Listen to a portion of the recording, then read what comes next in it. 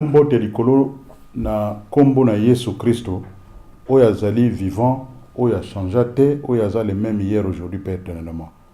Ezo dépendre na mboka nini ozali kotala biso, pe na système nini ozali kotala biso, soki ozali na ba kolanda biso na système ya ba réseaux sociaux, totindeli bino mbote mingi.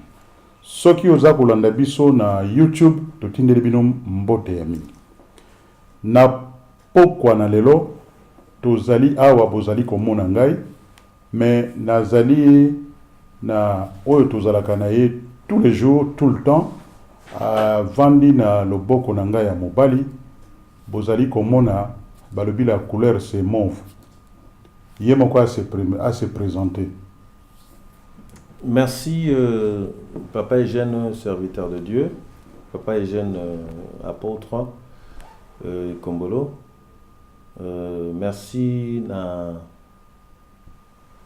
opportunité oyo wa accordenga pe na nzambe oyo va permettre pour que to sangana juste na poko na lelo nazali reconnaissant na oyo surtout nzambe azali ko sala na kati na biso kombo na ngai Papa Achille Esalé nazali mosala ya nzambe. Voilà, c'est sur le plan spirituel. Et concernant le plan professionnel, Nazali business entrepreneur et Nazali PDG à société Esalé business au Congo. Je pense que je me limite là. Merci Papa. Ce soir. Merci beaucoup. Merci Papa Nangai. En tout cas, te saluer tout le monde au Badali Kolanda Biso. La première dame na kombo ya maman Marie-Brigitte Kombolo Daniela na salué Esika Azali na salué pe lisusu maman Béatrice Mazoze na tindeli ye bambote ya mingi Esika Azali na tindeli pe lisusu famille e Kombolo bambote ya mingi bisika bozali, plus précisément na petit frère Patrick e Kombolo bambote ya mingi pe la famille est salée, bambote ya mingi, maman est salée, mbote maman, et siko zali, pe Alain est salé, totindeli yo, les sous pe bambote mingi, pe maman Chantal est salée, bambote ya mingi bisika bozali kolanda biso pe na toute la famille, ba famille nyonso balati kombo ya est salé, God bless you, tolingi bino mingi. Et puis, totindeli pe maman Nabiso, maman Nicole, Maha, pe bambote ya mingi maman, connection tozali ko sala, network ezali ko salema, totindeli bino bambote ya mingi. Pe totindeli papa Mutombo, Vanindo, bambote ya mingi, sika ozali, mbote ya mingi.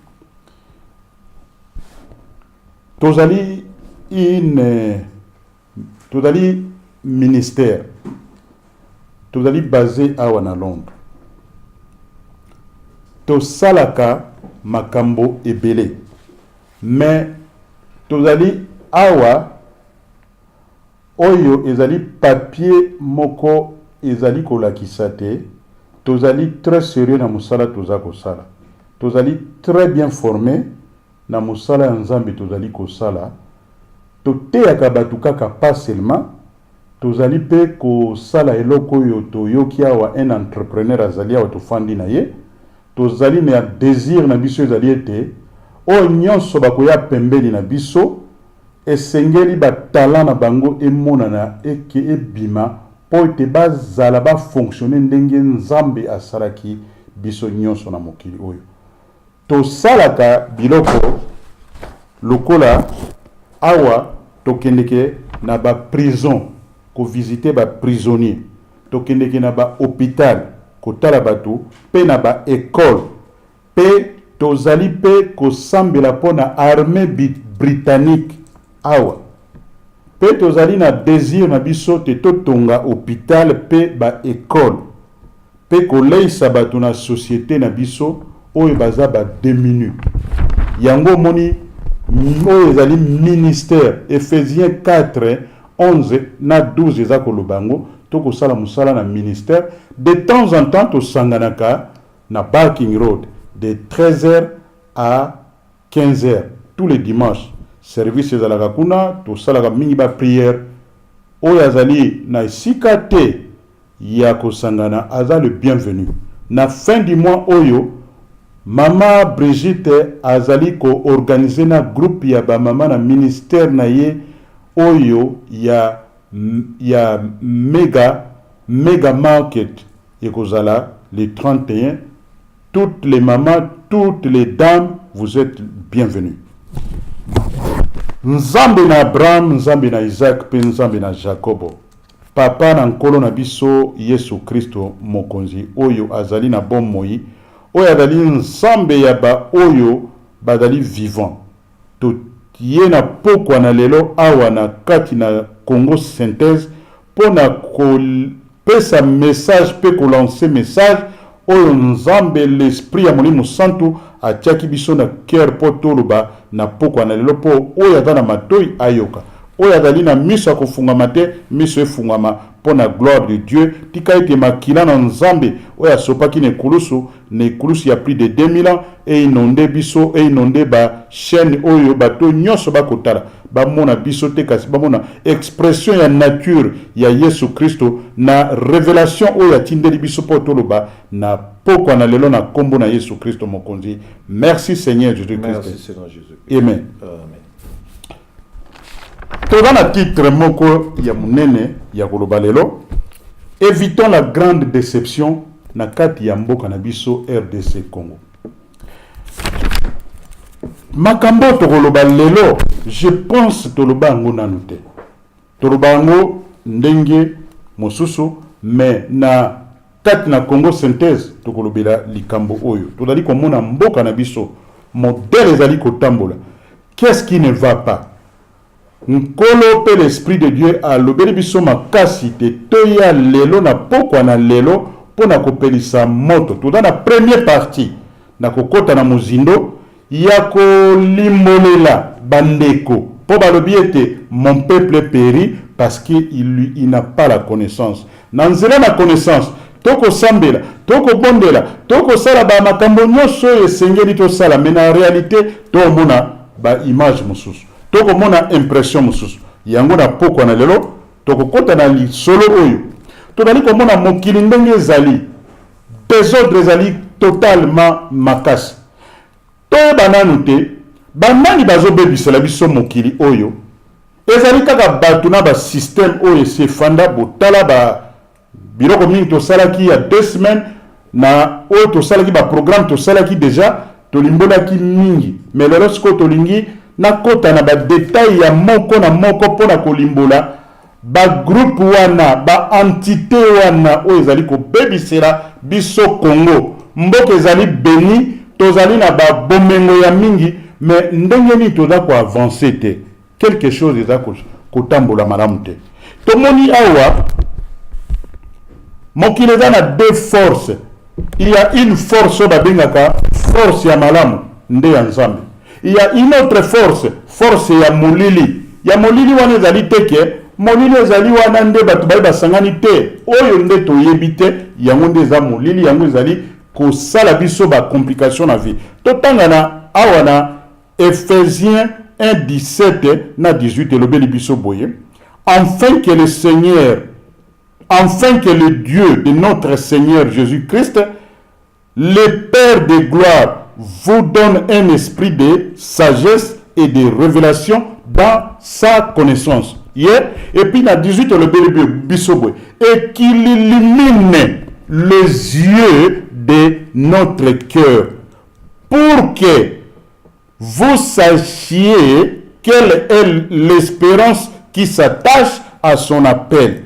Quelle est la richesse de la gloire de son héritage qu'il réserve aux saints. Tomoni yango.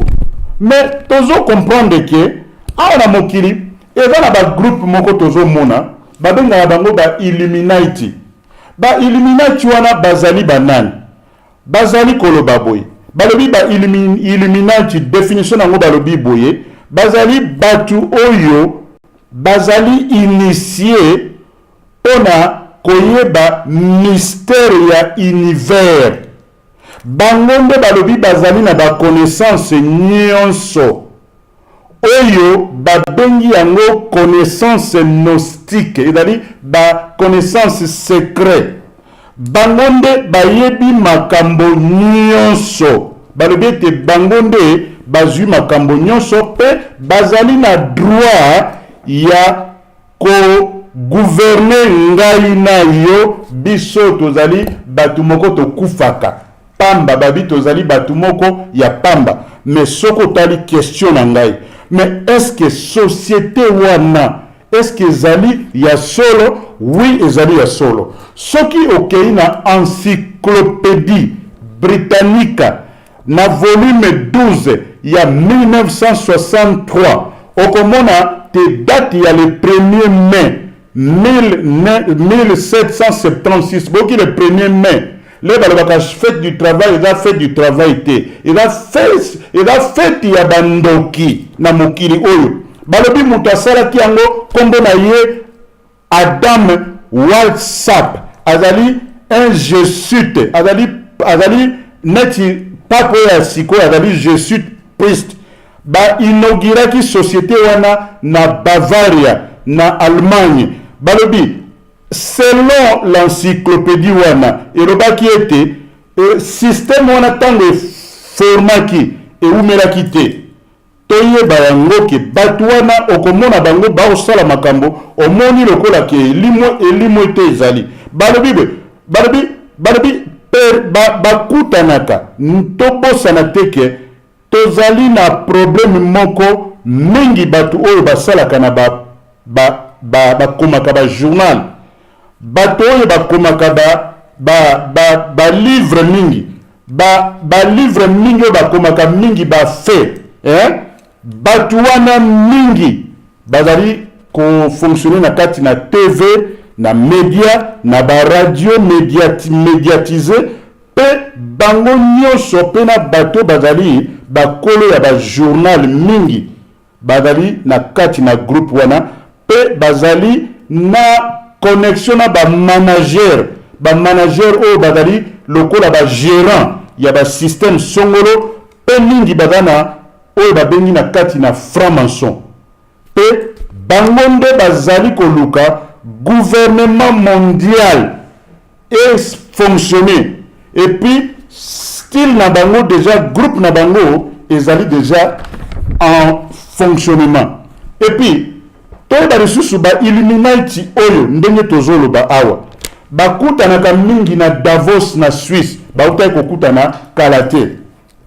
Batu wana okomona bango chaque hiver na Suisse na mboko na Davos. Balobi ete batu wana bazali na moto, bazali na lumière. Balobi bazali bato bafongwama baza na lumière. Et puis lumière na bango nani apesa bango? Lucifer. Ezali ba science occulte et puis connexion na bango ezali te na ba degré ya likolo ya et na niveau ya koyeba ba langage ésotérique oyo bango basololaka. Banda yango na 1776 pe balobi philosophie nango ezali moto akoma na raison ke nzambe yango monite bango balingaka bango baraisonner mais koyela bango makambo na nzambe te. Toti komona awa na illuminé oyo toti koloba awa nzambe nde moto asala biso, asala moto ata aza Illuminati wana tomonaka bango. Okomona différence na bango nini? Mokolo akufi bakufaka lokola batu nyonso, mais ba média kolobela bango, ba télévision kolobela bango, bakosala ba cérémonie ya ndenge na ndenge. Suka nango oyaki na mokili mokolo moko, otiki pe mokili oyo mokolo moko. Tozali biso nyonso baleki nzela toyebela yango na pokwa na lelo. Toye komona groupe mosusu balobi, groupe babengi ba franc-maçon mingi bazali nini?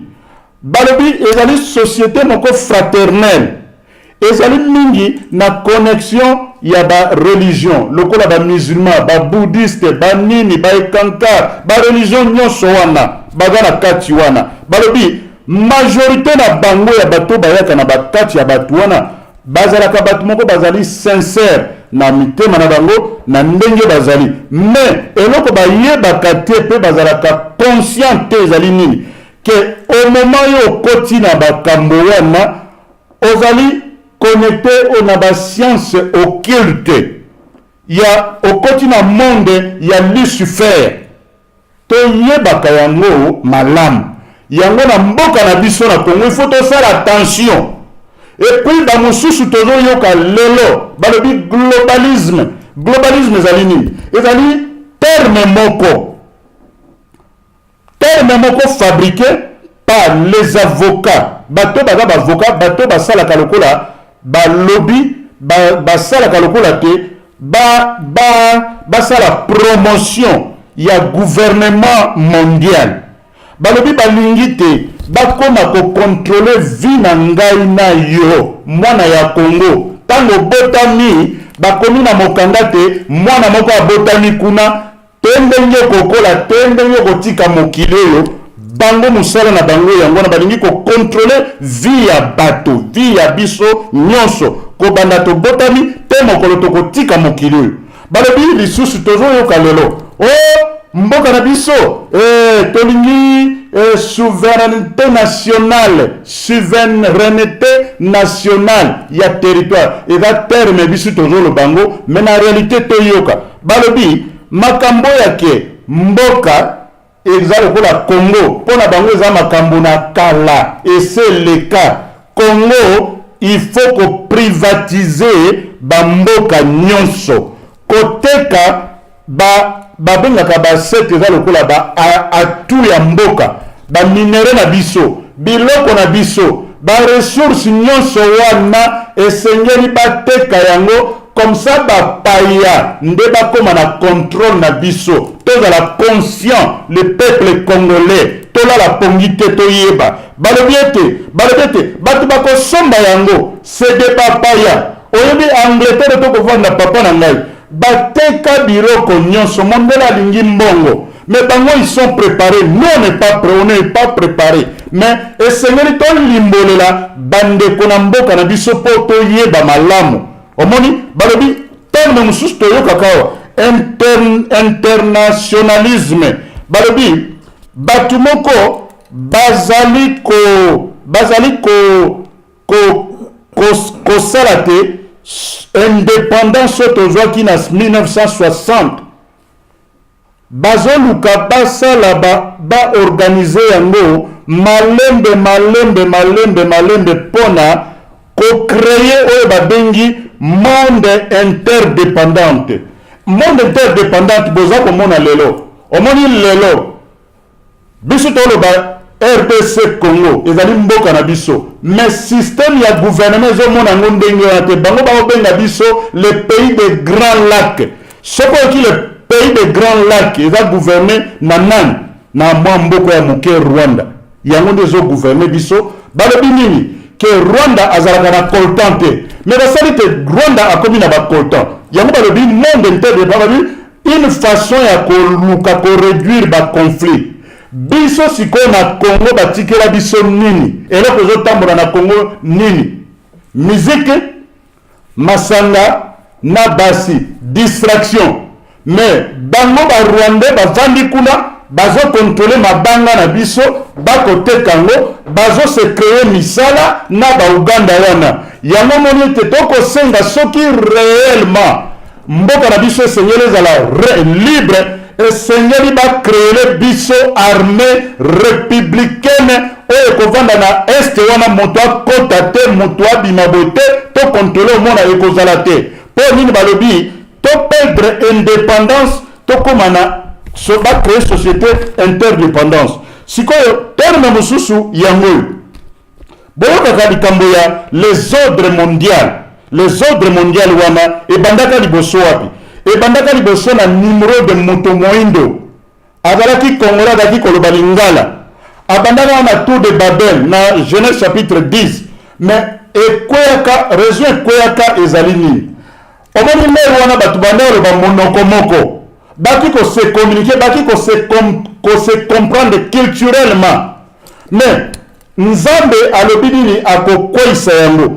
mais kaka bamindele bazongi lisusu balobi balingi barecréer eloko nzambe alobi ke akwesi yango minokolo na mokili eza plus de 6000.69 différents balangue différents baculture est ce que bato bakoyoka na ndenge nini omoni interprétation ya batexte ta mosusu biso tokomi eloko na anglais mais lelo kopesa yango epai ya anglais moko alobi non bango concept na bango ezali te boyebi ke anglais ezalaka monoko moko eza mo moko eza na baexplication ebele sikoyo wapi ezali ya solo omoni place wana balobi problème ya baculture mpe balangue différent nde eza na problème yani balobi new les ordres mondial elingi kolimbola te bacréer un monde ezala moko mpe ezala monde moko ya badictateur nde bakóma kokonza yango yango tomona yango na Congo tozomona Congo ndenge ezali géré on dirait c'est dictatorial un système dictatorial que bacontrôler bato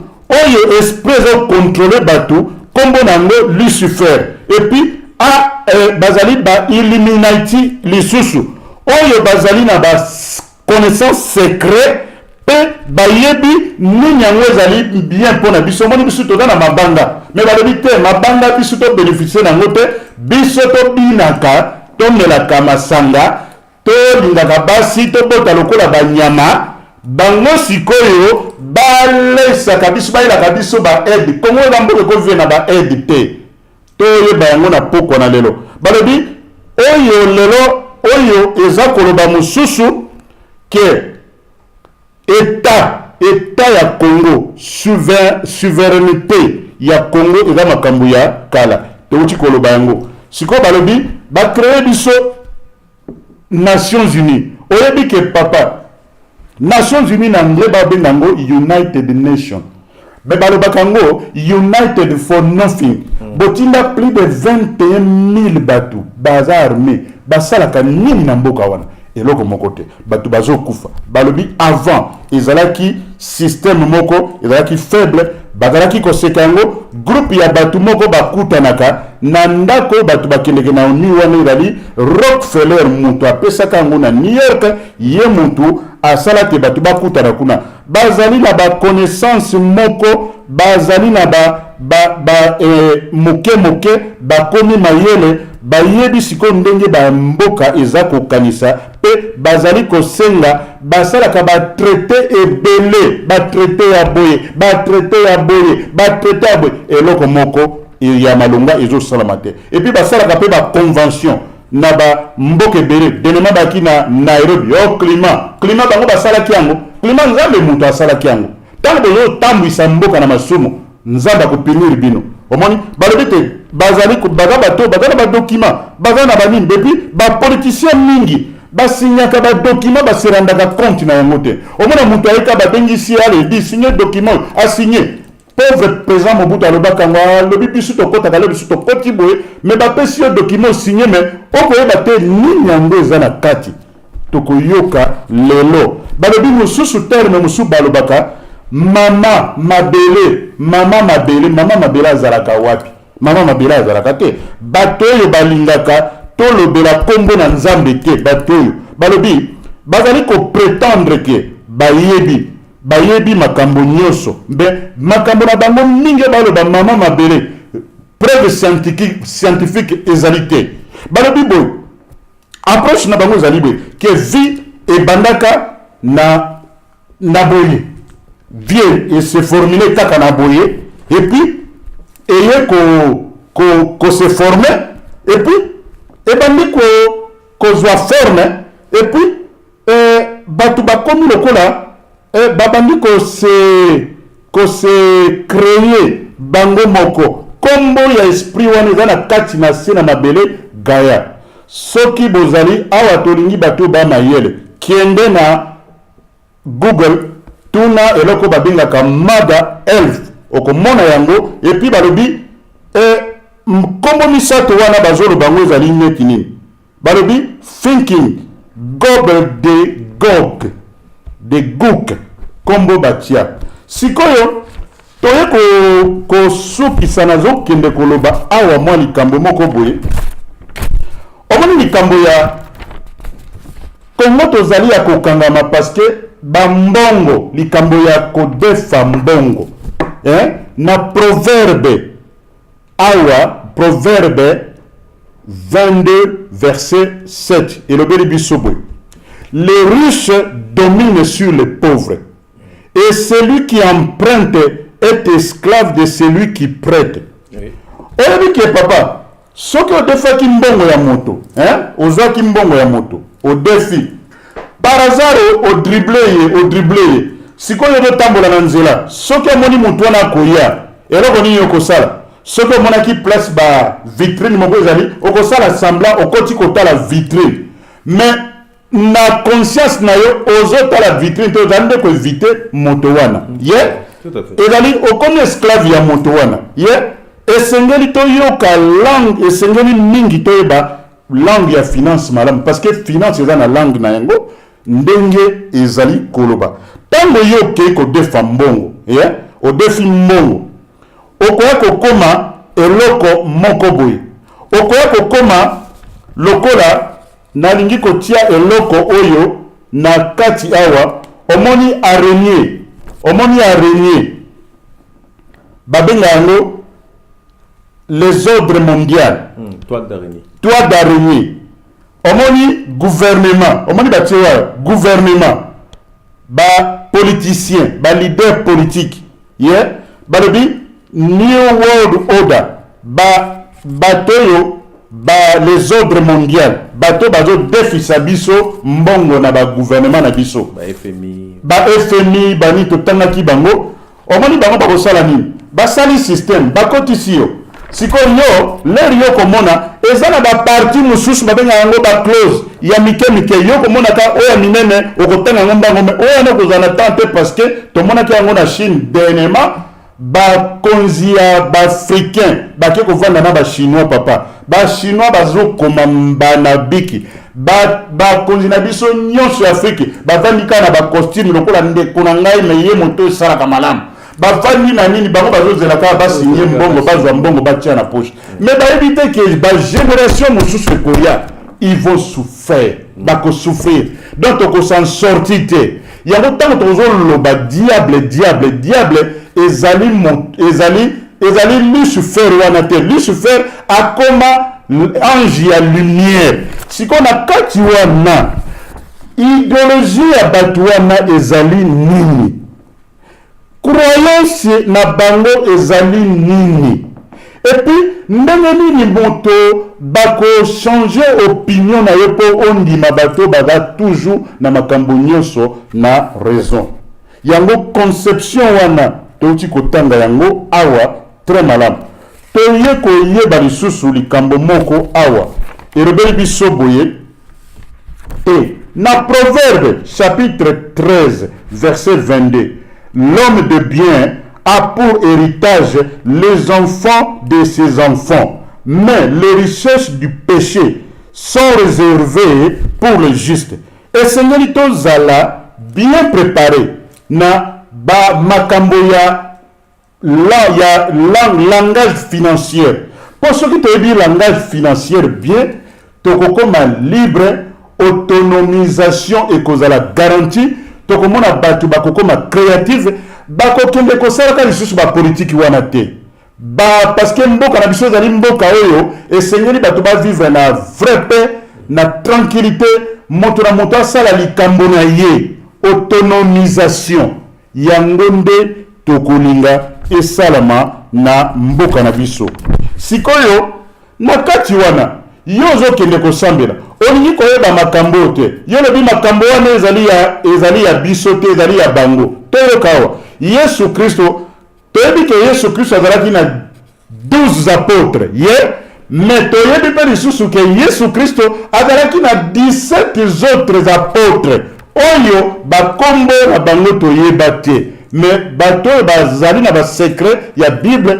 bayebi bakombo na bango toyoka balobi awa na Luc chapitre 10 verset 17 elobeli biso boye que Jésus leur dit je voyais Satan tomber du ciel comme un éclair balobi na 18 alobi voici je vous ai donné le pouvoir de marcher sur les serpents et les scorpions et sur toute la puissance de l'ennemi.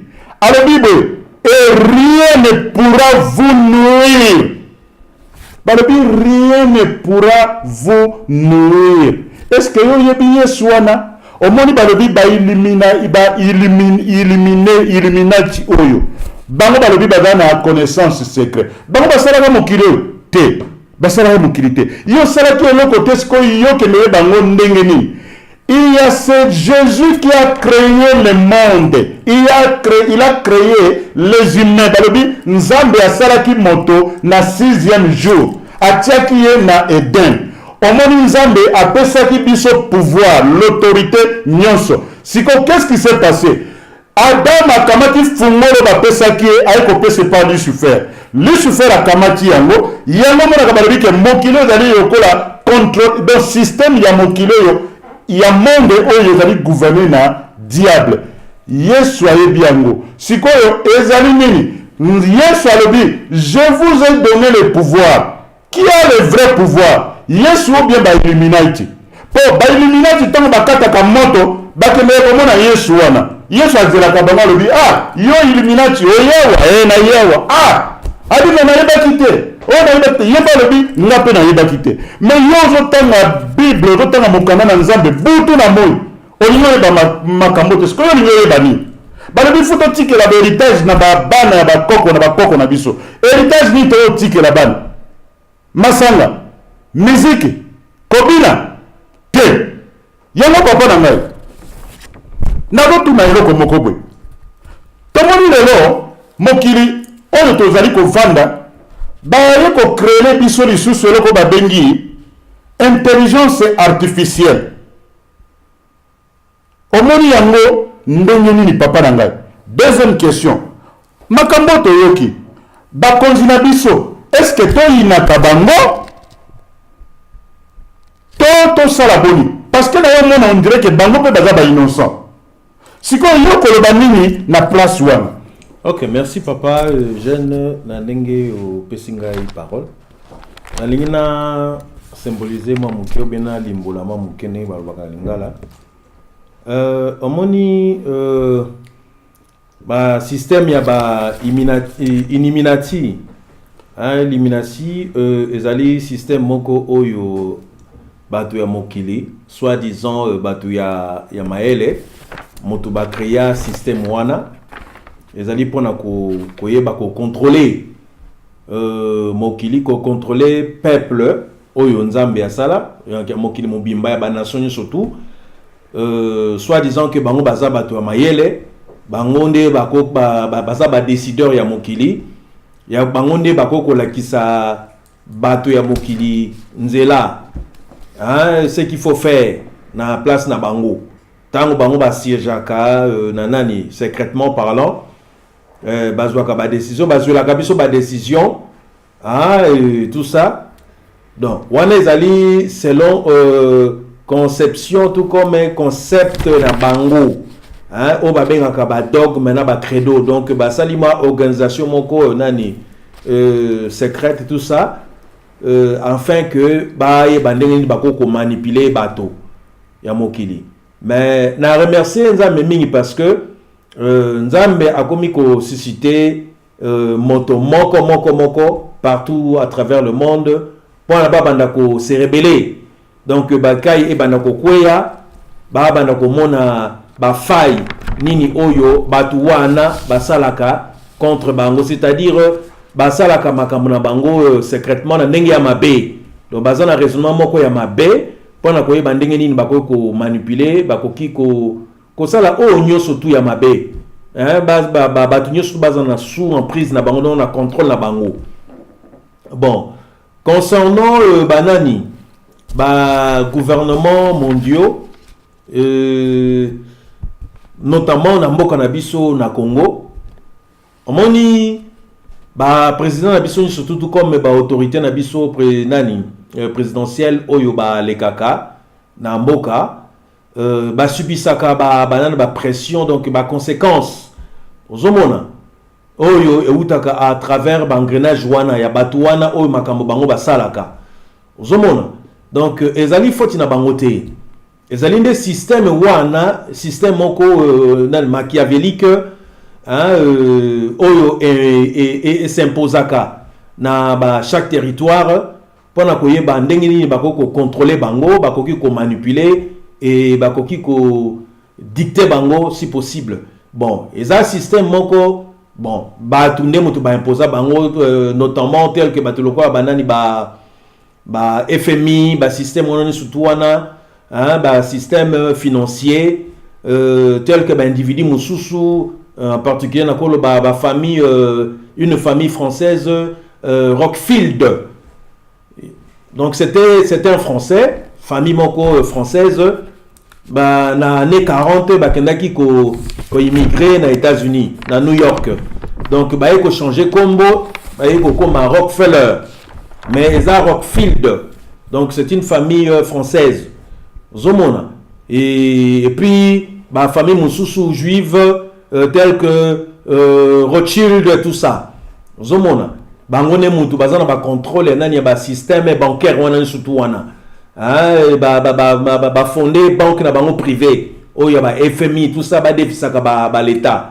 Ba mbongo. Pendant ko contrôler ba l'état donc ceux qui ba déficit en contrepartie ou soit na ba mboka o honnête ezana ba pierre précieuse et tout ça en contrepartie, il faut bo nani. Boyoka na bango donc bogozong sa bango autant soit en espèces soit bango basu ba matière première na bino sous-sol tout ce que vous voulez na bamboka na bino mais bako taxer bino nani plus cher zomona yango moni ba makambo nyoso tuna eza ko lekana na bamboka et tout ça et bamboka eza ko subir et lisusu ba sala moi poupette na bango notamment nani Nations Unies ezala qui créé dans ceux qui n'a se trompé na depuis il y a 18e siècle. Donc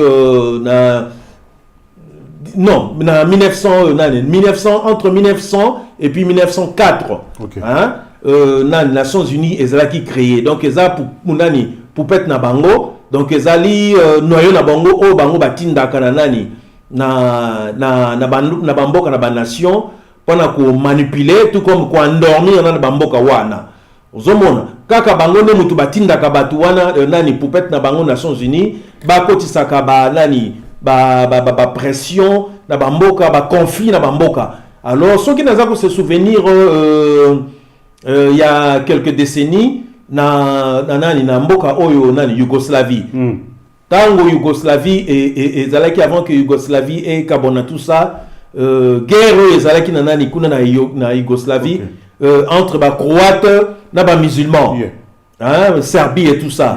Alors bakangaka cargaison moko ya nani ya ba minduki ya Nations Unies na ebito ceux qui papa ozo ko souvenir voilà bakangaka banani banani agent ya nani ya Nations Unies, c'était des Danois.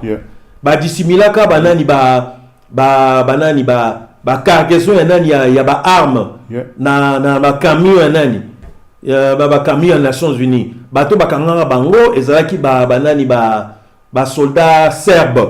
OK. Bakangaka bango ba menotaka bango ba fansa bango na mabele et puis ba fungolaka ba caisse wana nzokande ba caisse wana ba dissimilaka ba arme na kati. Moi je me souviens de cela.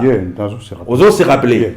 Donc justement c'est vous pour vous dire que Nations Unies ezali nani instrument donc moko ezali instrumentalisé ou bien utilisé na nani na ba élimination wana pour que ba ko tiaka ba conflit na bamboka bato et puis pas endormir peuple wana. Donc bino bokoki ko soki boningi bo se rebeller contre nani contre Nations Unies kuna bango bakosa nini bakoya ko intervenir batindi ba soldats na bango et tout ça ba endormir nani bamboka wana et tout ça. Donc entre temps bango bazo salaka ba pillage moko systématique na bamboka wana surtout ceux qui écoutani que ba minéraux zali wana donc ba biloko moko ba ressources moko nani ya mabele naturel et tout ça ba rosani ba koya ba pomper yango na ba machine na bango bazana ba bateau, ils sont très bien organisés.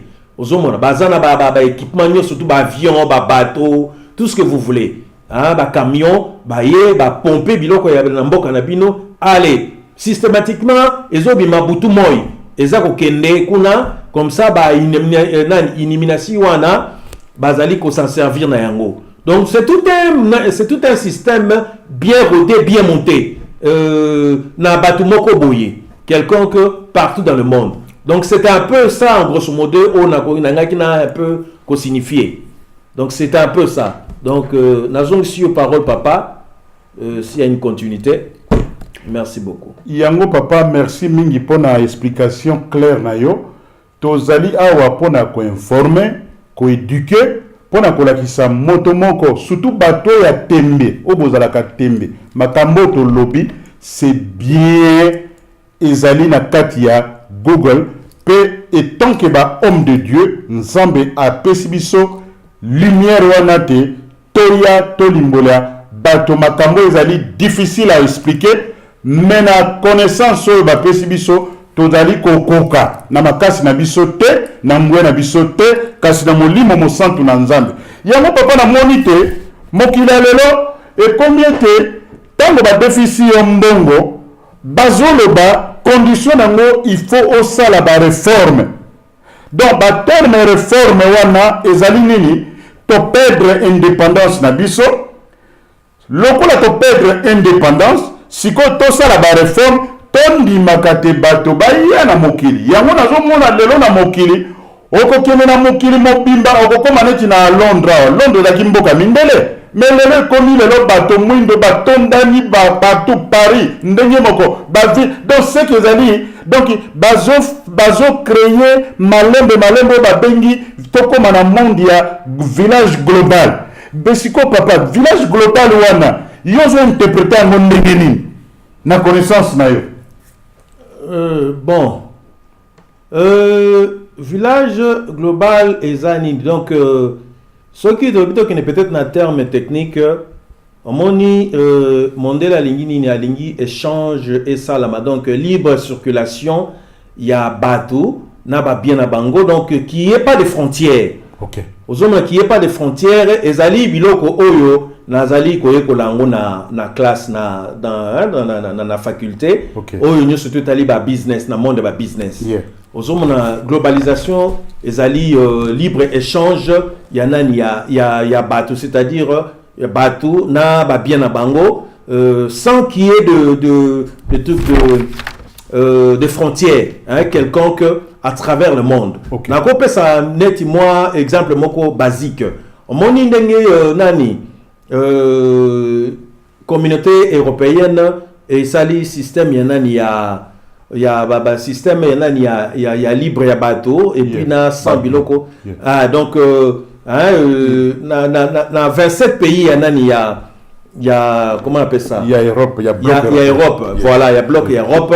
Donc bateau bakoy circuler librement. Makambo il y a contrôle sous ya ba identité et ezali sous-souté. Ozomona bon sikoyo na monde disons dans la cadre sikoyo ya ba faire ezali ndenge wana ozomona la globalisation ozomona donc libre circulation ya bato na ba bien na bango sans qu'il y ait nani de frontières possibles ou quelconque qui pas nani na ba territoire wana quoi. OK. Voilà. Donc ezo la kisate bato bazana mbongo bango bazokoma na mbongo koleka bato bazana mbongo te bako tikala kaka ndenge wana. Effectivement. Yango ndelo kona monde. Soki na expliquer un peu en côté en profondeur au moins il est dans cadre va faire. Yes. Au moins dans cadre va faire soki tango mususu mutu mususu azali na nani na Australie kuna. Ozomona un financier azan Australie. Yo pour ça la va faire. Ngape na sala va faire na Canada. Absolument. Dans la salle va faire Nanzambe, effectivement, je suis un business entrepreneur et tout ça. Nazali PDG à société et salé business. Alors, entrepreneur wana au Bazali, par exemple, neti na Australie et que bangi basala affaire neti na Congo, un secteur moko quelconque, tous un secteur neti un secteur minier. OK. Par exemple, dans Borsani, c'est-à-dire bako se référer au prix à internet. Ozomona, tango bino nani bozali na website na bino bango bakosa nini bakokota na website na bino batali ba offre nini ezali wana selon secteur o bango basepeli balingi ba nani ba se lancer nango tango bamoni offre wana à partir ya wana nde bakoti en contact na bino à travers nani donc babandi ko se communiquer électroniquement na bato bani basa partenariat na bango donc ce que papa na kati o malobate donc internet ezali lokola nzete ya malamu pe nzete ya makambo ya malamu na makambo ya mabe donc ezali lokola ba synchroniser le monde électroniquement mais sikoyo yo soko ozali na connaissance ya sujet ya likambo na yo te oza koyimayima donc babiloko ezalaki kala ntango mosusu au lieu voyager okende kolukaka à partir ya internet donc tu peux s'enrichir comme appelle moto na mbongo. Absolument. Omoni, l'internet c'est quoi? L'internet c'est un journal électronique. Amen. Ngabe yango journal électronique. Ozomona. Yango na ne ba centralisa ma information nyo surtout. Tout comme ba centraliser yango maintenant ba décentraliser yango à travers le monde. Na ba faisceau. Ozomona ba faisceau optique.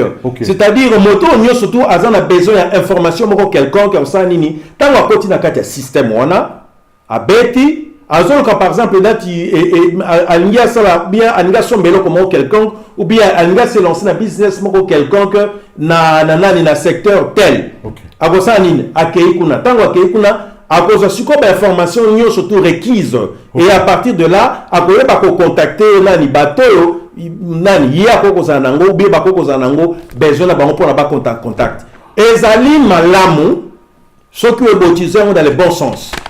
Et les amis mabe, ceux qui vont utiliser dans le mauvais sens, wanande ekomaka nuisible. Donc c'est un peu ça. En tout cas, papa Ranga, merci mingi na explication na yo. Bongo sikoyo, conseil nini okopesa na bandeko na biso, baye bazali na position d'autorité na mboka na biso, pe na ba oyo mingi bazanga koyeba. Qu'est-ce qu'il faut faire pour na kolimbola bango bayeba makambo na simplicité nyonso ndenge balobaka na Bible lobi place moko na psaume lobelete maloba na nzambe tango ekoti na kaki na système ya moto ekosala nini des choses oyo ezalaki difficile à comprendre dont les gens commencent à comprendre ça na liberté pe na simplicité nyonso. Bon, et là on a kosenga na ba dignitaire ou comme autorité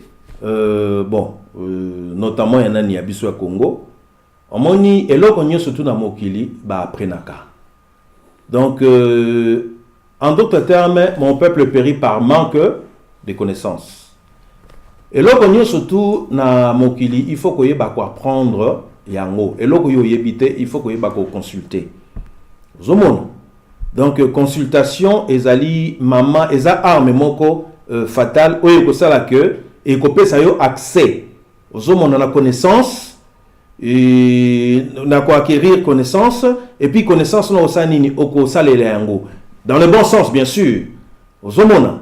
Donc ceux qui vont se lancer na procédure wana yango ko sala que ebota ba fruit et puis peut bénéficier aux hommes. Miso ezala nani illuminé miso ezala illuminé c'est-à-dire efungwama baikaye koya boko ekofungwama à travers la connaissance et tout ça quoi donc boko zala boko ma cultiver bongo na bino kosani ekofungwama mais okende au-delà nako zo exemple neti yangai moko personnellement Nazali moto oyo na uti na deux cultures, c'est-à-dire né en Europe et grandi en Afrique, tout comme en Europe, donc Nazali entre deux cultures. Amen. Donc na koli na culture européenne. Donc banda mo na moketi mokolo donc culture au Kenya musée. ozomona apprendre la réalité ya nani ya mokili, donc acquérir certaines connaissances et capacités. Ozomona donc yango esali que moto akoma cultiver bongo ezali kofungama pour que moto ayeba makambo ebele, donc acquérir certaines connaissances et tout ça quoi. Donc voilà un peu, donc grosso modo et là qu'on a expliciter un peu yango wana. En tout cas, papa Rangai, glory be to God.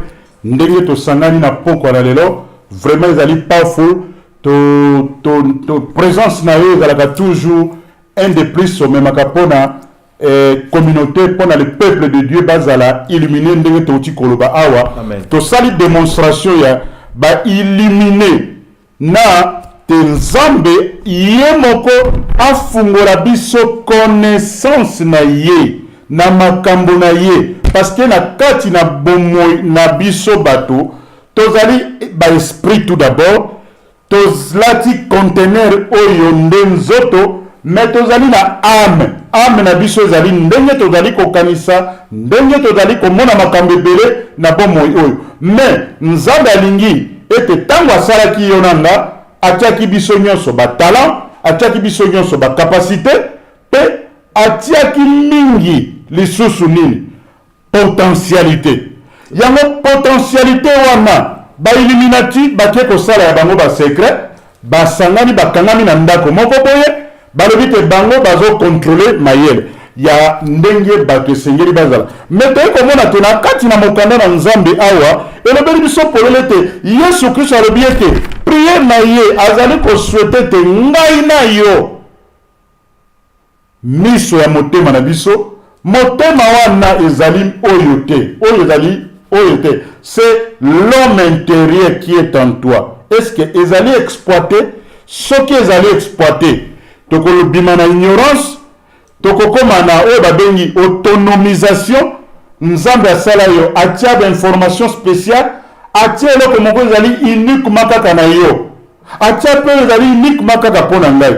Donc ekozala bien que biso tosanganaka po toyebanaka na nzela na boyebi, tokomona ke soki talent oyo nzambe atiaki kati na yo ebénéficier yo moko, ebénéficier libota na yo, ebénéficier communauté pa yo zali, plus ya kobénéficier na humanité. Tozala lokola ba vagabond te, batu moko toyaki ka na mokili boye, bato mosusu bavandaka bazwelaka biso ba décision nini tokolia, nini tokomela, bandako tokovanda, jamais du tout. Oyebi te papa, na koyeba suna ba record ke économie ya monde, système ya monde ndenge touti koloba awa, ezali contrôler kaka bobele na 3 millions de personnes sur les plus de 8 milliards ya bateau. Donc kaka 3% seulement ya bateau bazo contrôler médias, bazo contrôler gouvernement, bazo contrôler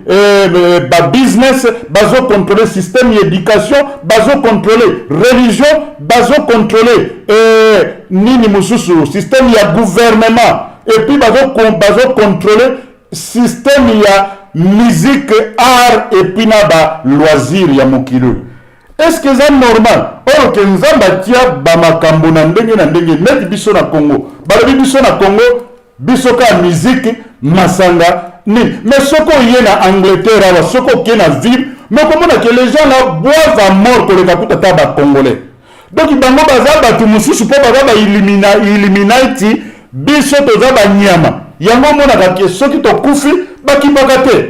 Mais ceux qui bango ba kufi kali ka moto moko kufi ale ba journal wa nyoso donc yango moni na poko na lelo to eko fungola to na ba information o da bengaka lokola bilei e kota na système pote et sala et dégager et purifier et purger o nyoso ezalaki ya limitation kati ya yose ya yo mobile elenge nyonso oyo avandi na société oyo ya biso bacongolais tango ekoki po ete tolamuka na pongi wana oyo tolalaki mort spirituel, tobima pe na ignorance, tobima pe na bakritiki oyo ezangi nzela na makolo. tango yo zo critiquer oza ko critiquer yo solution nini yo ozali komema omoni biso toye kofanda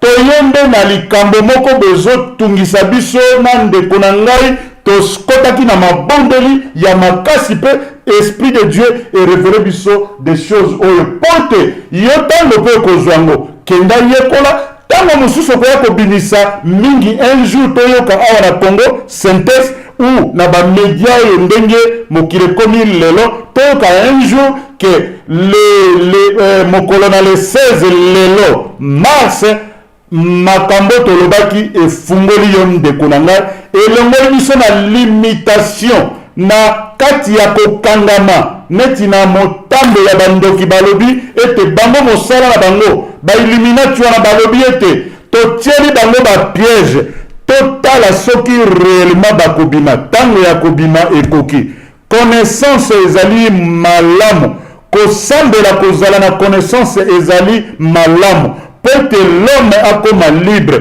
touti na bamboka oyo mai nyonso ezali lokola jardin d'Eden oyo nzambe atiaki biso to développer bamayele ya sika pote tozala solution mpona problème ya biso bandeko na biso non tozela bailluminati wana te ce sont des méchants et yango yokaka toujours balobaka likambo ya baintérêt na bango nini ntango bobengisi bango ifo bazwa baintérêt na bango ils ne viennent pas pour nous sikoyo ntango ya critique toboyi yango ntango ya connaissance tondimi yango tozwa bato wana tomemaka bango na bamboka na biso basala mosala ya malamu ntango balingi kopesa yo papier osinye tangaka mingi na bisiko bakomaka ya moke wana nde esika kokangama ezali okoya kosutuka boye yo kanisi osinye oyo tangaki te eye kokanga yo eye kokanga mboka mobimba te 4e génération bato bakosan sorti te bafuta masumu nyonso te yango esengeli kokata minyololo wana na pokwa na lelo bakontra nyonso oyo esinyamaki consciemment ou inconsciemment tozali kobelela l'homme qui a créé bato nyonso oyo asala bato nyonso na mokili mindele bato mwindo baasiatique bato nyonso wana eza na moto wana kombo na ye Yesu Kristo ayelaki biso religion te ayelaki biso relation pe communion personnelle atiaki kati na biso batalent atiaki kati na biso bacapacité pe atiaki kati na biso oyo tobengi bapotentialité wana lokola toza na bomoi na génération oyo ebénéficie bato oyo baza na mokili na kombo na Yesu Kristo mokonzi. Merci Seigneur. Papa nazali kozongisela yo maloba bongo oloba oyo nyonso etikalaki kati na motema na yo.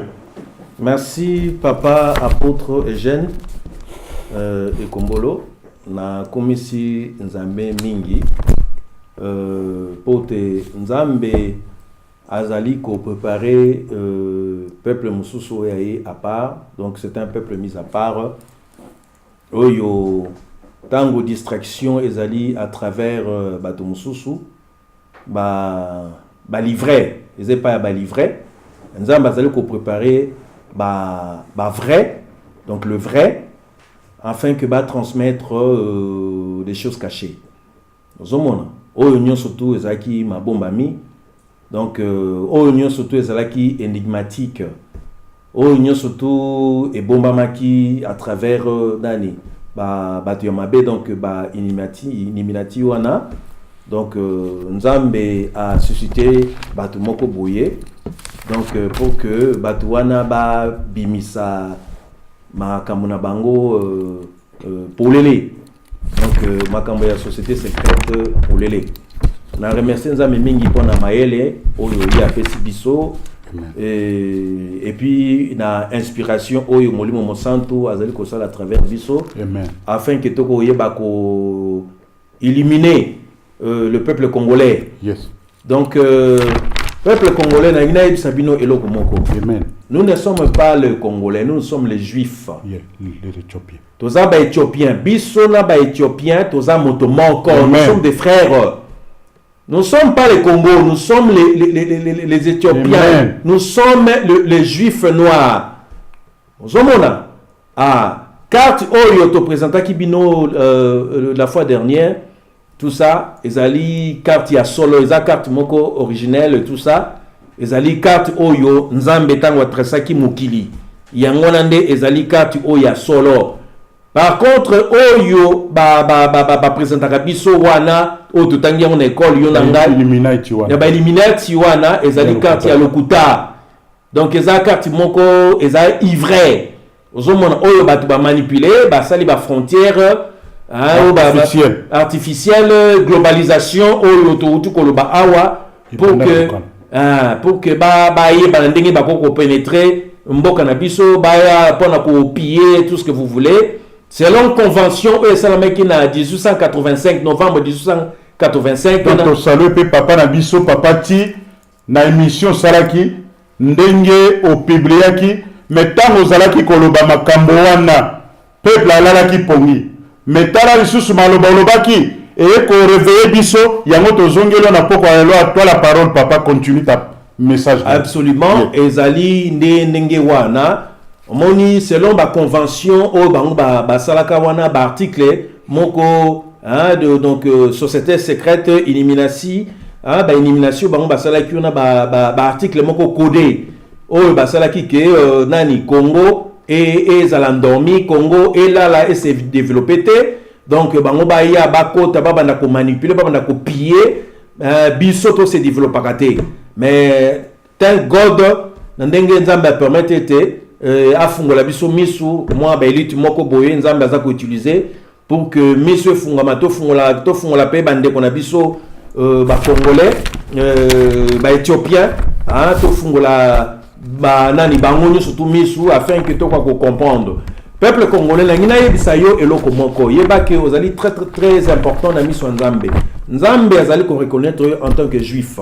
Tozali ba juif tant mokile bandaki biso ndem to bandaki immigration. Nzambe miso na ye etalaki na Congo na histoire. Miso na ye etalaki Éthiopie. Makambo nyonso tout donc quand on parle le berceau de l'humanité eza biso. Je comprends. Même langue, première langue o lobama na mokili ezali la langue ngala. Et l'Obama na numéro 2. Donc numéro 2 ce qui otali na signification ya nani numéro 2 na tango akalepa episo ba Congo kuna nini comme nini Congo zomona numéro 2. Donc eza la langue lingala oyo ezaki kolobama na tango wana zomona. Donc biso peuple wana to imigaki ti côté nord na Égypte. Égypte comme nango ezali Égypte na divulguer bino eloko moko peut-être boyebité. Égypte ezalaki comme nango Égypte. Égypte comme nango ezalaka eki epito. Zomona ezalaki kombo eki epito. Ezali peuple songe ba utaki kuna na Kasai côté moko ba songe soki na se trompete côté moko baza côté bandundu côté mususu bazali côté Shaba et puis mususu ba côté Kasai. Bango ne mutu ba immigrant qui côté alikolo kuna. Zomona na côté Égypte, tout ça, c'est de là où le Ramsès et tout ça, donc les Ramsès et tout ça, c'était des Noirs. Donc c'était les nani, Ezaki Bisso. Ezaki Bisso, Congolais de nos jours. Mais c'était Éthiopie. Donc, Bisso, donc Bisso, juif, wana, tokenai côté Nicolo, tokenai ko immigré. Donc tous les exploit et belé oyo tout ça là mais malheureusement tous les ignorants mais na limite to bim tous la sous ignorant to bim na kati ya ignorance zomona kai ekoya nzambe a éliminé miso na biso afin que to ka koyeba histoire na biso zomona donc to acquérir connaissance to yeba qui sommes nous zomona mokili oyo exploit nini oyo nani nzambe asala à travers nani peuple congolais ou bien éthiopien congolais de nos jours, mais l'éthiopien depuis disons création nani ya mokili ozomona soki toke même na Jérusalem carte ya Congo eza na Jérusalem. Yes. Tokolakisa bino mokolo mususu, tokolakisa bino mokolo mususu, tokendaka na papa na Jérusalem, délégation na synagogue wana, esika Yesu azali kote ya wana. Juif ayebi que relation allaient entre ces pays-là. Exactement. Soki bokei kuna na synagogue pa Yesu azali kote ya, carte ya Congo ezali wana. Ezali wana, mokolo mususu. Ebima kuna ndenge nini? Mystère. C'est biblique. Yeah. C'est le mystère de Dieu. C'est le mystère de Dieu.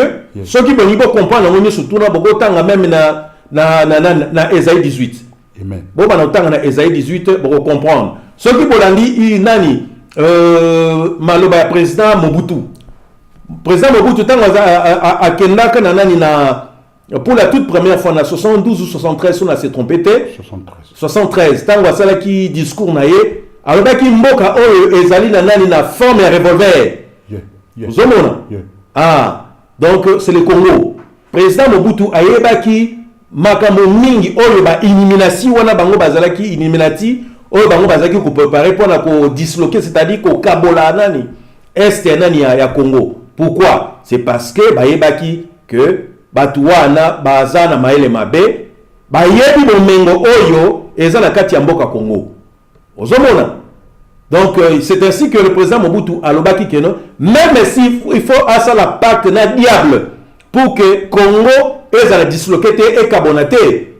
Donc à cause ça yango afin que à préserver souveraineté nania mboka Zaïre. Yango moni Mobutu a ça la surtout pour que Zaïre est carbonaté.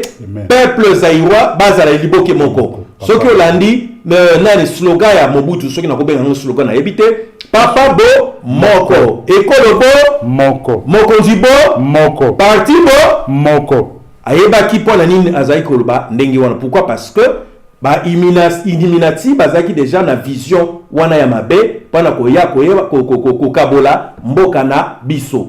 Mondele ayebi mboka ya biso koleka biso moko. Ngara za moto na voyageaka mingi à travers le monde. To voyageaka mingi. Ozomona, toza bato to voyageaka mingi à travers le monde.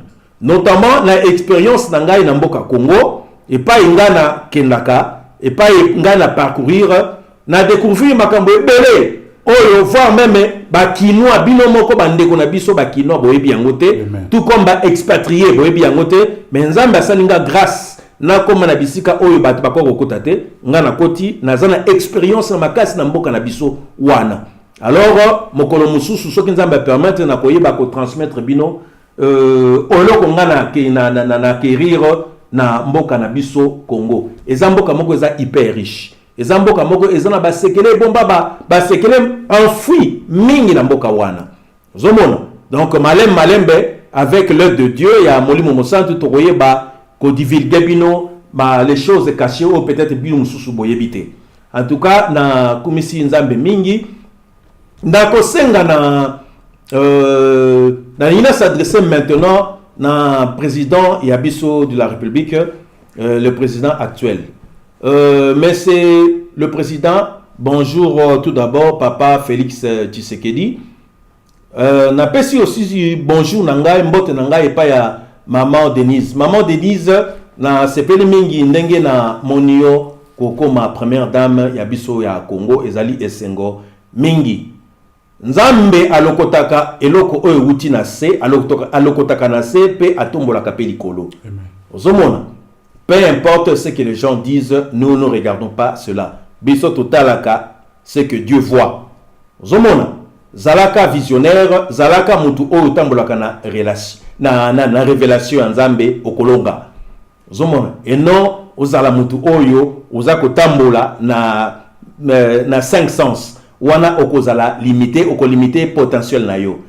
Maman Denise na sepeli vraiment mingi ko mona yo ndenge ozali pembeni ya nani ya papa Félix ndenge bozali ko évoluer ensemble. Conseil moko na ngina pesa binomi balé bozalaka homme de terrain hein Nenge, Papa Félix, je ne cesse de vous le répéter à chaque fois, que Zala, homme de terrain, hein, c'est référé toujours à Maloba Oyo, le défunt Papa Tshisekedi, Azaraki Koloba. Ozomona, prenez-vous en charge. Ozomona, Ndenge Mose Kabila Azaraki Koloba. Le peuple d'abord, Ndenge Mokope Azaraki Koloba. Et ça, slogan T. Ozomona, peuple n'est Azali prioritaire. Mosala na yo Papa Félix ekokende liboso ou bien ekozala important ceux qui yo zali homme de terrain. Donc en tant qu'un leader charismatique, il faut zalaka homme de terrain. Ndenge Papa général et salé azalaki ko évoluer. Azalaki homme de terrain. Donc tozaki kokende des fois na ye na ba collègue na mususu ba général mususu ba Papa Somao et tout ça et autres, oye bien très bien. Aux hommes qui na ba cité, qui na ba caserne militaire, côté la ndenge ba civil, tout comme ba militaire, bazali ko vivre selon ba besoin na bango, oyo bango bazalaki na yango au quotidien, bazalaki ko nani ko pouvoir na ba besoin na bango. Aux hommes na ko satisfaire bango et tout ça, ezalaki malamu mingi. Alors na lingi pe yo pe ozala pe na référence. Donc batu wana bazala lokola ba mentor na ba mentor na yo. Aux hommes donc bazala comme ba bateau bazali inspiré pour na yo. Ozomona, c'est inspiré toujours na mosala ou bien ba rôle au bango bazali ko jouer. Zalaka homme de terrain, zala pembe nani ya peuple, enfin que okoka ko kene liboso et puis nzambe pe akoyeba na ko sepela na yo, akoyeba pe na ko pambola yo, ko fungula banzela mususu oyo peut-être zalaki akokangama. Ozomona, tango yo sala malamu, ozali kolo na malamu et mokolo oyo kozala susu te. Peuple akoyeba na tina na kokanisa yo. Donc yo babengaka legacy. Ozomona. Maman Denise na sengi yo pe de même zalaka toujours pembeni ya papa pour na koyeba ko divulguer banani ko prodiguer pardon banani ba conseil ya malamu afin que na ba pression oyo papa azali ko connaître sur le terrain afin que papa pe akene liboso ayeba ko na tina na ko gérer ba pression wana. Hein, donc zalaka conseiller nani ya papa, zalaka pe mama ya bana. Donc bozali mama ya bana, c'est-à-dire o babengaka paralystique. Ozomona pour maman tout comme beau papa. Donc zalaka moto ya homme de terrain ou femme de terrain. Ozomona koyeba le quotidien peuple congolais ali nini, besoin peuple congolais ali nini. Ozomona boye baka ko satisfaire ba besoin au quotidien du peuple congolais, c'est-à-dire sur le plan sanitaire, ozomona ou le social en général. Boye bi besoin il y a peuple congolais. Peuple congolais il faut alia, peuple congolais il faut santé na yeza la malamu. Peuple congolais il faut ala la lesika ya malamu. Ozomona banda ko ezalité peut-être tout ça donc il faut botongela bango banda ku donc ba biloko ni sutuwana. Hein, tout ce qui est social en général, maman soko zali ko assumer rôle wana et ko za malamu mingi. Na koki ko pesa yo exemple moko moni mama CC azali mama moko oyo asala mingi pona mboka Congo mboka Zaïre. Mama CC azali lisusu te metolela kaye. Pourquoi? Parce que asalaka malamu mingi.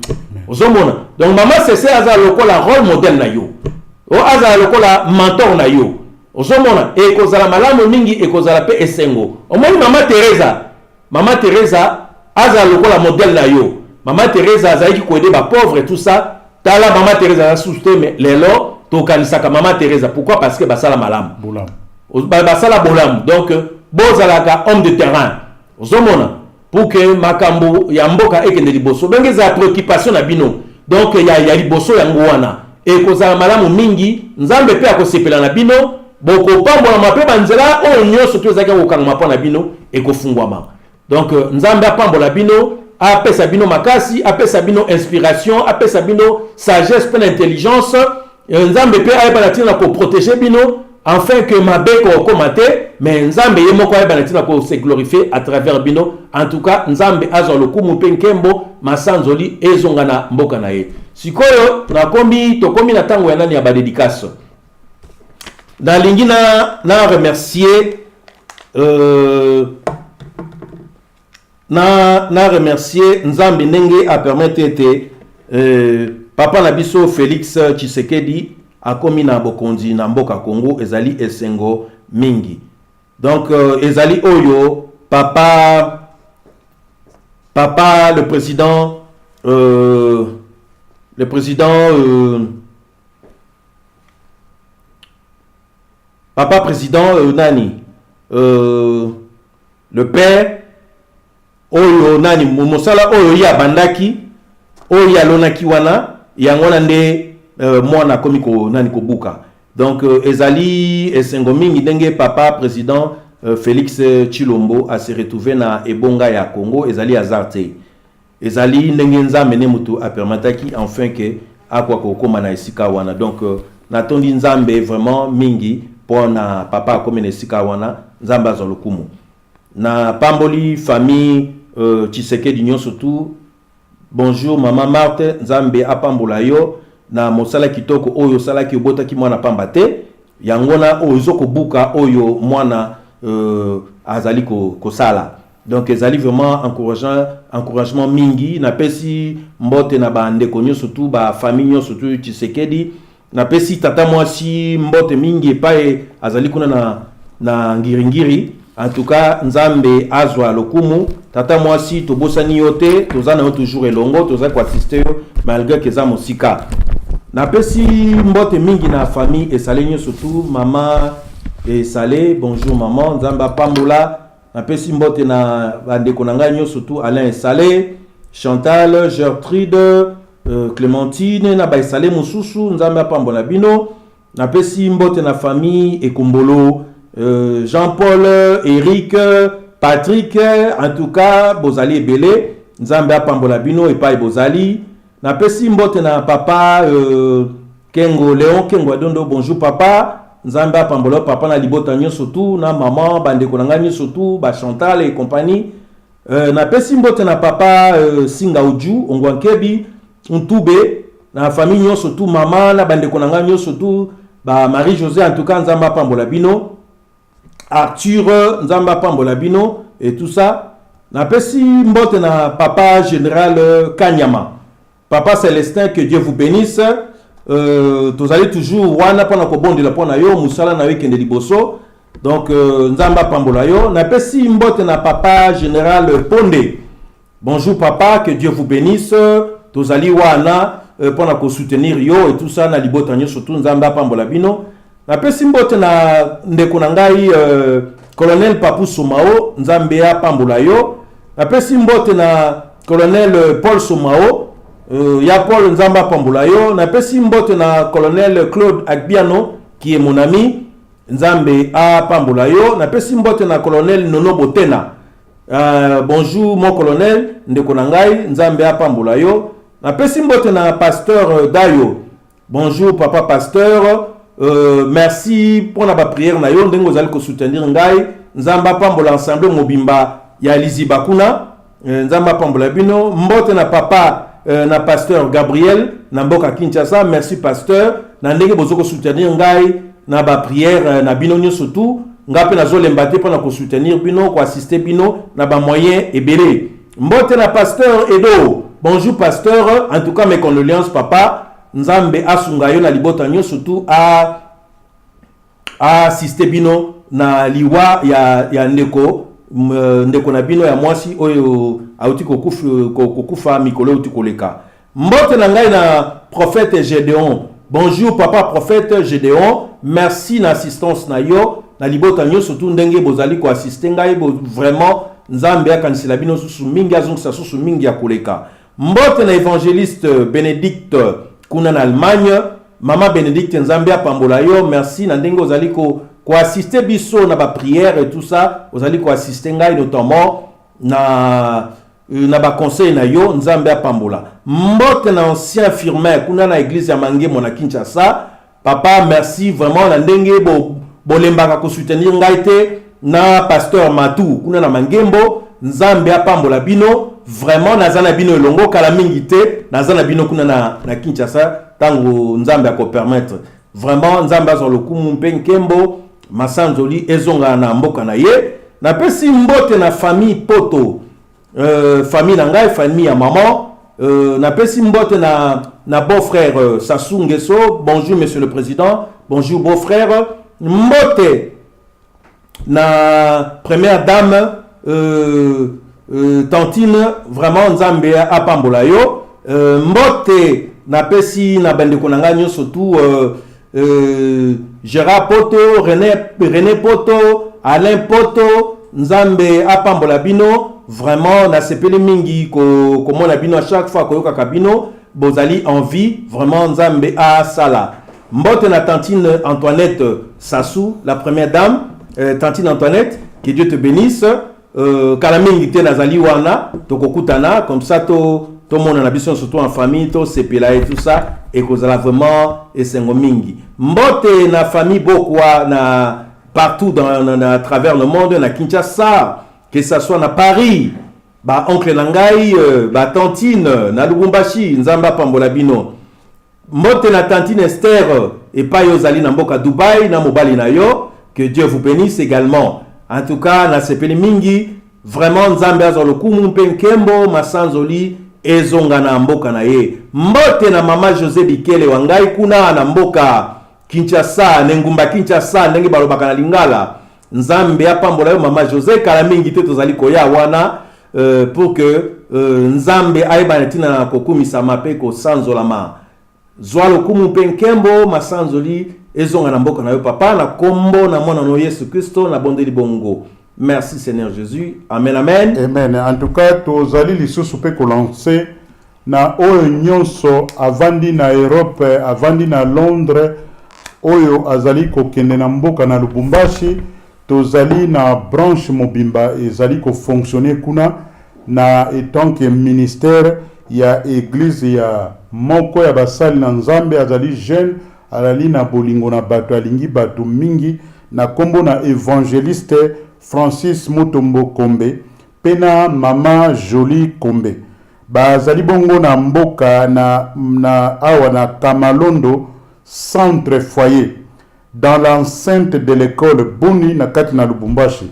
Téléphone pe contact na bango ezali 081 68 00080 na kati na Congo. Pembote mingi na beau-frère papa Jean-Marie Kombe Luboya na kati na Paris. Totindeli bino mbote mingi tosanganaka tous les dimanches de 13h à 15h. Pe tozalaka pe mingi na mboka oyo awa mingi tous les mercredis de 19h à 20h. Tous les derniers samedis, il y a chaque mois, tous à la canaba veille de prière, ba miracle les ako salamakuna il y a belé, ba tu bazali ko bimana pauvreté mentale, ils a grand problème na biso ba to monde. Tolingi ko sambela mingi mais on est pauvre mentalement. Ezali siko tango ya ko briser yango. Oyo nyonso azali na esprit ya négativité awa négativité et fonctionnaka te. Soko azali négatif, soko azali rwandais. Soko azali vrai congolais ya solo, okozala négatif te fungola matoi na yo pote oyoka oyo nini Nzambe atie. Balobiete l'ennemi akoyaka na plan na ye pote azindisa bomoi na yo kasi molimo na Nzambe nde ekoya komatisa standard nango. Tango ya komatisa standard na bana na Nzambe ekoki. Tokoki kovanda na pays oyo tokoloba te kezali un pays riche, les gens bazala pauvre. Ba oyo bazali ko vivre na ba pays pauvre bazala riche. Bongo pona nini tokoki kondima likambo ya boye. Tango wana ya ignorance ekoki. Tango ya connaissance ebelemi. Nzambe azwa lokumu apambola Congo synthèse apambola les hommes et les femmes de Dieu oyo bazali ko sala mosala pona éveil ya conscience ya peuple ya Congo oyo babengi congolais. Soko zali congolais tozala likamba koloba te kanga mbanga na yo kanga monoko na yo. Message na biso ezali spécifique pona le peuple congolais ba mama congolais bauti ko fêter mois ya mars ezali mois ya ba femme tozali ko saluer bino nyonso les mamas oto tangi kombo na to tangi kombo te bozali kati na mitema na biso pe to tindeli bino mbote ya mingi bozala malamu tokomona na pe na ba mosusu na mikolo koya. dans 2 semaines tokozonga lisusu awa na kati na Congo synthèse chaîne oyo ezali kopesa diable moto pasi pe tozali ko déranger ba œuvre satanique oyo nyonso na misala satanique biso tozali basali na nzambe oyo tozali très bien formé par le docteur Papa Maurice Serilo tozali bato oyo tozali na kati ya standard ya ye pe alpesi biso alpambola biso publiquement liboso na bato toza bato na kikoso te toza bato toza kobunga te awa na Angleterre tozali béni par le bakolo mabele oyo ba peuple indigène ya Angleterre ba pambola biso tozali très bien connecté tozali bato ya libanda te toza bato ya kati totindeli bino mbote mingi pe tokomi bongo mbala na nsima amen Amen.